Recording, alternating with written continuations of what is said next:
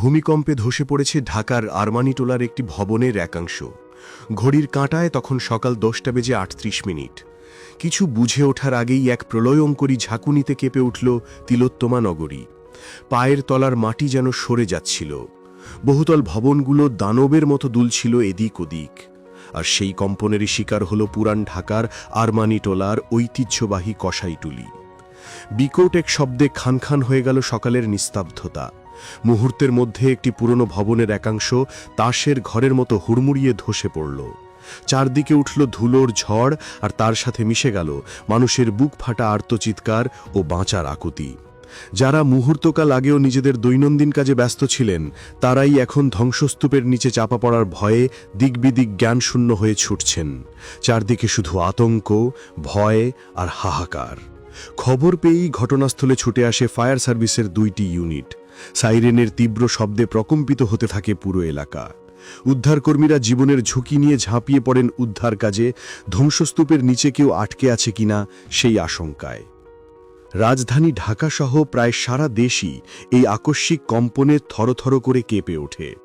প্রাথমিক তথ্য অনুযায়ী এই ভূমিকম্পের মাত্রা ছিল রিখটার স্কেলে 5.5। আবহাওয়া অধিদপ্তর জানিয়েছে এর কেন্দ্রস্থল ছিল ঢাকার অদূরে ঘোড়াশালের নিকটবর্তী কোনো এলাকা। ভূপৃষ্ঠের খুব কাছাকাছি এর উৎপত্তি হওয়ায় ঝাঁকুনির তীব্রতা ছিল অনেক বেশি। উঁচু ভবনের বাসিন্দারা যেন সাক্ষাৎ যমদূতকে চোখের সামনে দেখছেন। বাসার ভেতর থেকে মানুষজন প্রাণ ভয়ে রাস্তায় নেমে আসে। সবার চোখে মুখে ছিল রাজ্যের আতঙ্ক। একে অপরকে জড়িয়ে ধরে কান্নায় ভেঙে পড়েন অনেকে। রাজধানীর রাজপথগুলো মুহূর্তেই পরিণত হয় জনসমুদ্রে। আবহাওয়া অধিদপ্তরের সহকারী আবহাওয়াবিদ ফারজানা সুলতানা ঢাকা পোস্টকে এই ভয়াবহ দুর্যোগের বিষয়টি নিশ্চিত করে বলেন, আজ সকাল 10:38:26 ঢাকাসহ দেশের বিভিন্ন এলাকায় 5.5 মাত্রার একটি শক্তিশালী ভূমিকম্প আঘাত হেনেছে।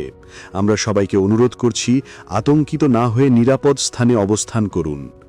কিন্তু নগরবাসীর আতঙ্ক তাতে কমেনি, বরং বেড়েছে বহুগুণে। সবচেয়ে বড় ভয় এখন আফটার শক নিয়ে।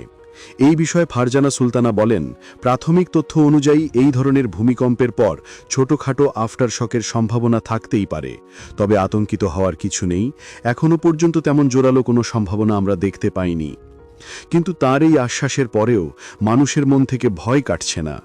যদি আবারও একইভাবে মাটি কেঁপে ওঠে, যদি এবার আরও কোনো বড় বিপর্যয় নেমে আসে, এই প্রশ্নগুলোই এখন ঘুরপাক খাচ্ছে সবার মনে। এই প্রলয়ঙ্করী কম্পনের আজ শুধু বাংলাদেশেই সীমাবদ্ধ থাকেনি, এর তীব্রতা ছড়িয়ে পড়েছে পার্শ্ববর্তী দেশ ভারতেও। এনডিটিভির খবরে বলা হয়েছে, ভারতের পশ্চিমবঙ্গের রাজধানী কলকাতা সহ আশেপাশের বিস্তীর্ণ এলাকায় এই ভূমিকম্প তীব্রভাবে অনুভূত হয়েছে। সেখানকার মানুষজনও ঢাকার মতোই আতঙ্কিত হয়ে পড়েন। বিশেষজ্ঞরা বলছেন, বারবার এমন ভূমিকম্প বড় কোনো দুর্যোগের অশনি সংকেত। এর আগে চলতি বছরের 5ই মার্চ রাজধানীতে মাঝারি ধরনের ভূমিকম্প অনুভূত হয়েছিল, যার মাত্রা ছিল রিখটার স্কেলে 5.6। তারও আগে 28শে মে বাংলাদেশ সময় দিবাগত রাত 2:24 মণিপুর রাজ্যে আঘাত হানা আরেকটি ভূমিকম্পে কেঁপে উঠেছিল ঢাকা এবং দেশের উত্তর পূর্বাঞ্চল। বারবার এই কম্পনগুলো যেন ঢাকাবাসীকে এক ভয়াবহ ভবিষ্যতের দিকে ইঙ্গিত দিচ্ছে। অপরিকল্পিতভাবে গড়ে ওঠা এই মহানগরী একটি বড় মাত্রার ভূমিকম্প কতটা সহ্য করতে পারবে, সেই প্রশ্নটি আজ সবচেয়ে বড় হয়ে দেখা দিয়েছে। আরমানিটোলার ধ্বংসস্তূপ যেন সমগ্র ঢাকার প্রতিচ্ছবি। একটা ঝাঁকুনিতেই যদি এই অবস্থা হয়, তবে এর চেয়ে বড় কোনো কম্পন হলে কি হবে, এই ভেবেই শিউরে উঠছেন নগরবাসী।